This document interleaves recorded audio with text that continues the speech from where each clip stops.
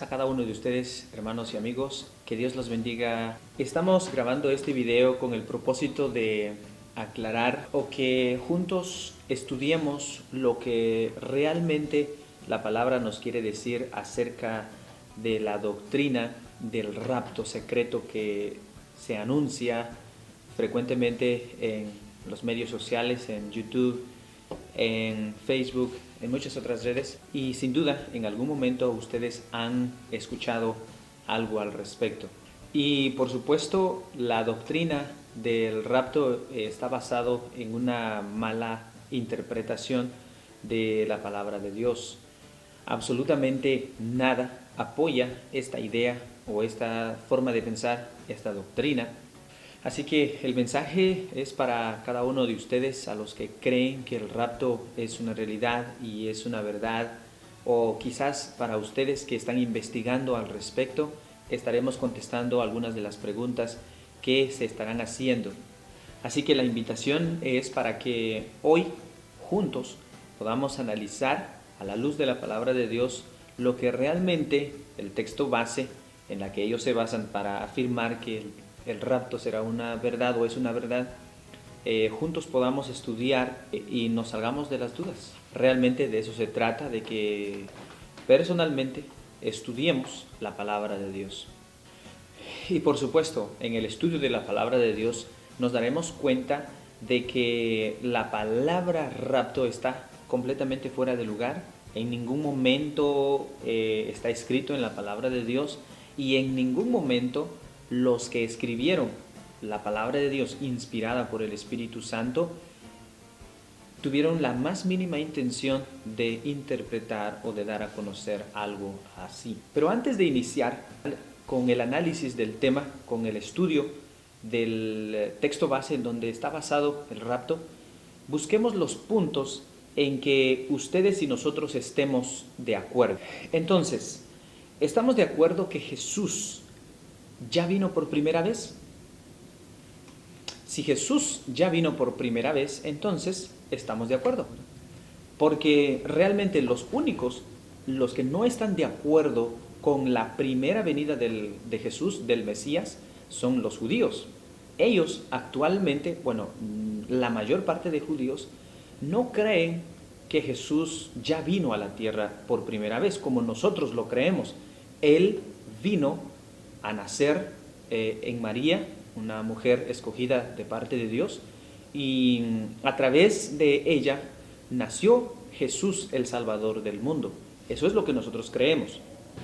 Pero algo muy importante que nosotros debemos de realzar es de que, por supuesto, hoy en día hay una mínima cantidad, o es una cantidad de judíos que está creciendo año con año, que están empezando a creer que Jesús ya vino en los años anteriores.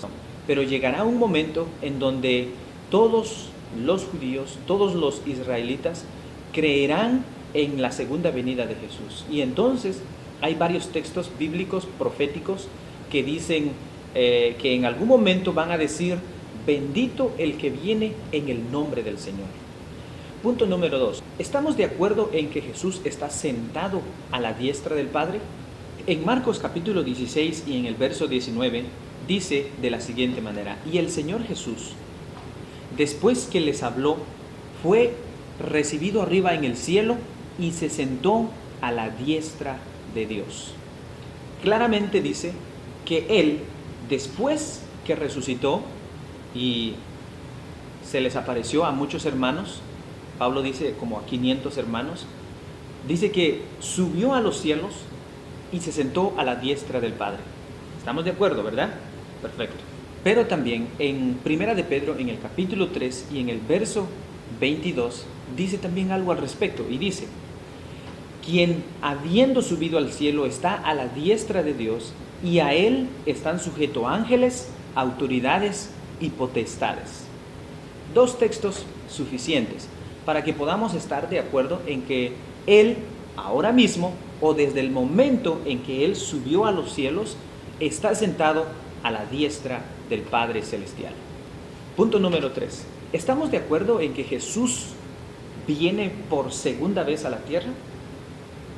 Porque si estamos de acuerdo en que Jesús vendrá por segunda vez a la tierra, entonces debemos de buscar una respuesta también a la pregunta, ¿cómo vendrá? Y por supuesto, vamos a ver dos textos bases en Hechos capítulo 1, el verso 10 y en el verso 11. Y dice de la siguiente manera: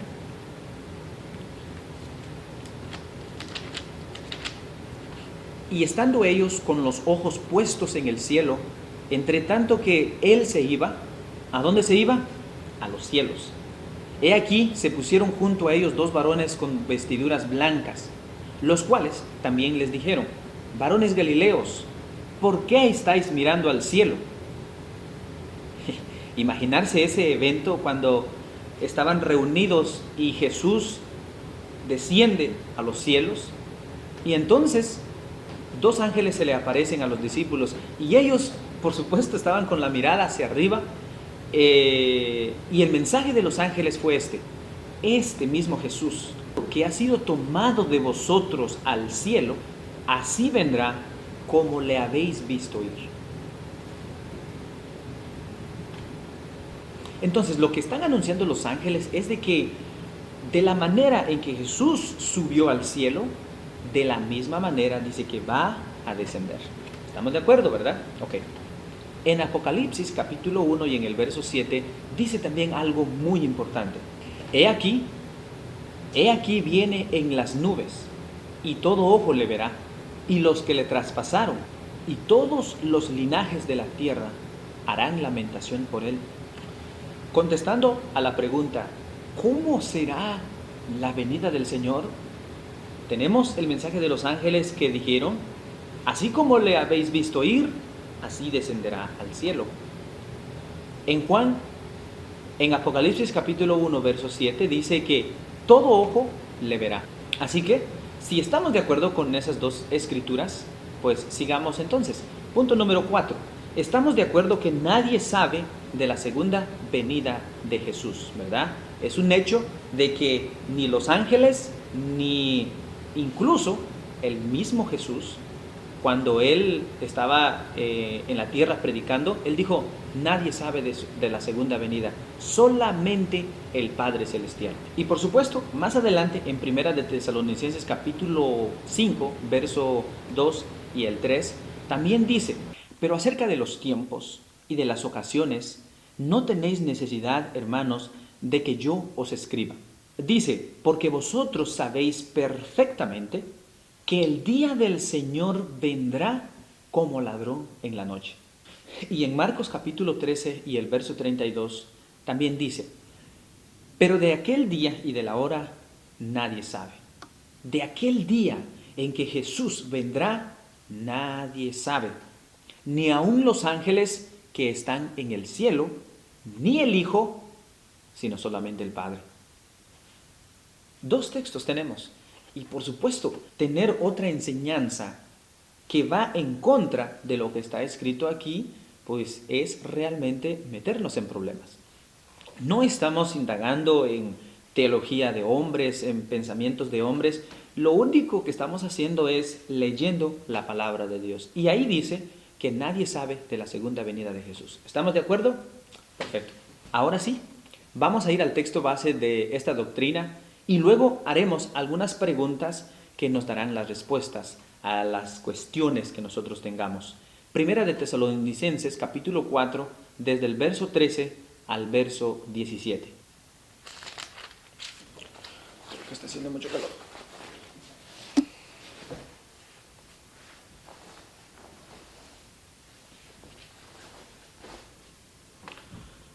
Tampoco queremos, hermanos, que ignoréis acerca de los que duermen, para que no os entristezcáis como los otros que no tienen esperanza. Porque si creemos que Jesús murió y resucitó, así también traerá Dios con Jesús a los que durmieron en él. Por lo cual os decimos esto en palabras del Señor, que nosotros que vivimos, que habremos quedado hasta la venida del Señor, no precederemos a los que durmieron. Porque el Señor mismo, con voz de mando, con voz de arcángel y con trompeta de Dios, descenderá del cielo, y los muertos en Cristo resucitarán primero. Luego nosotros los que vivimos, los que hayamos quedado, seremos arrebatados juntamente con ellos en las nubes para recibir al Señor en el aire, y así estaremos siempre con el Señor. El verso 18 dice, por tanto, alentaos los unos a los otros con estas palabras. No sé, hermanos, amigos, qué idea vengan a la mente de cada uno de ustedes, pero no encuentro en ninguna palabra escrita en la palabra de Dios la palabra rapto. ¿De dónde proviene esa idea, esa palabra, esa idea? No sé. Pero analicemos, versículo por versículo, ¿qué es lo que realmente nos quiere decir? No estamos dando nuestra propia interpretación, únicamente vamos a analizar versículo por versículo.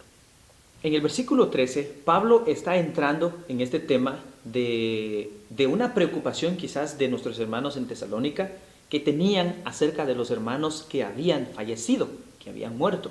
Por eso Pablo habla aquí acerca de los hermanos que duermen. Él dice que no ignoréis acerca de los que duermen, para que no os entristezcáis como los otros que no tienen esperanza. Pablo lo menciona con la palabra duermen, que descansan. Y estos hermanos que han fallecido tienen una esperanza. ¿Cuál es esa esperanza? Por supuesto, de volver a vivir, de recibir la resurrección en la venida de Jesús. Verso 14. Porque si creemos que Jesús murió y resucitó, así también traerá Dios con Jesús a los que durmieron en él. Por supuesto, nosotros, o la base del cristianismo, la base de la fe cristiana, es que Jesús murió, pero que no solamente murió, sino que resucitó. Y está sentado a la diestra del Padre.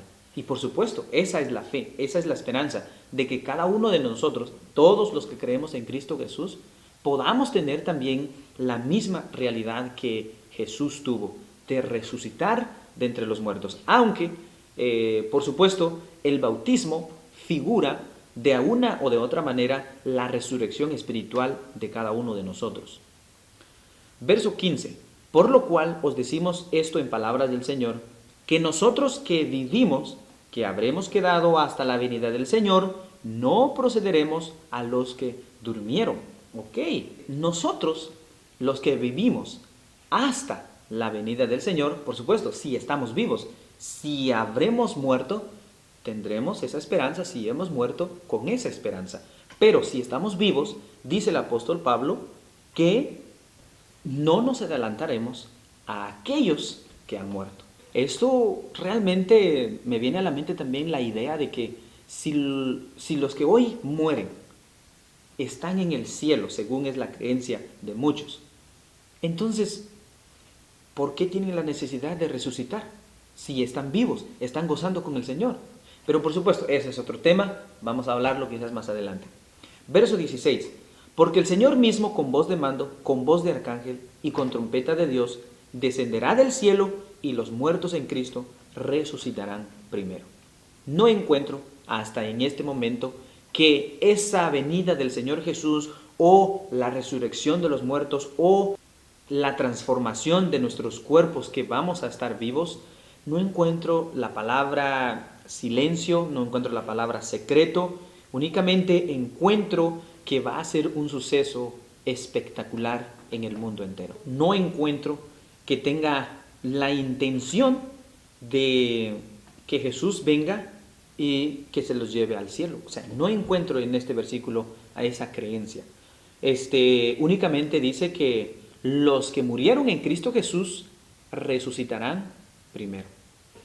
Ahora el verso 17 dice de la siguiente manera: luego nosotros los que vivimos, los que hayamos quedado, seremos arrebatados juntamente con ellos en las nubes para recibir al Señor en el aire, y así estaremos siempre con el Señor. No sé ustedes, pero ¿encuentran ustedes la palabra rapto? Yo no la encuentro. Y aquí es donde está el dilema, justamente en este versículo, arrebatados. Aquí dice que seremos arrebatados juntamente con aquellos que van a ser resucitados. Pablo realmente está hablando de, Apocalipsis dice que son millones de cristianos que han muerto en el mundo desde que se empezó la predicación del Evangelio. Cuando Juan ve la visión dice que ese número no se podía contar, de todas las tribus, de todas las lenguas, de toda la tierra. Ahora, ¿a dónde iremos? La palabra dice, seremos arrebatados juntamente con aquellos que durmieron.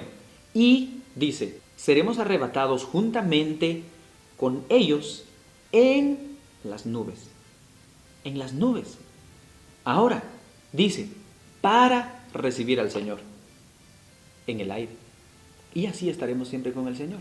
Es un encuentro donde es el arrebatamiento de todos los cristianos, de aquellos que creen en el Señor, y de la resurrección también de los muertos, y van al encuentro del Señor, ¿verdad? Pero en ningún momento vemos que el Señor se los lleva al cielo. Dice que iremos únicamente al encuentro. Al encuentro. ¿Qué quiere decir esto? Al encuentro del Señor en las nubes. No nos iremos a ninguna parte. Regresaremos aquí, a la tierra. Estos versos, hermanos y amigos, no deben de tomarse en ningún momento para dar un mensaje completamente tergiversado. Pero, por supuesto, el enemigo es muy astuto y siempre va a ser de las suyas, trabajando en la mente de las personas. Una escena en la que se me viene a la mente es la que cuando Jesús estaba ayunando, el diablo se le acercó a Jesús a tentarlo. ¿Cómo lo hizo? ¿Cómo lo hizo? Sino usando la misma palabra para que Jesús hiciera cosas que iban en contra de la voluntad de Dios. Eso es. Y lo mismo creo que hoy en día usa a las personas mismas para crear formas de pensar, doctrinas que realmente no tienen nada que ver con la palabra de Dios. No tenemos nada más que decir. Eso es lo que dice la palabra de Dios. Pasa a cada uno de ustedes. Que Dios los bendiga.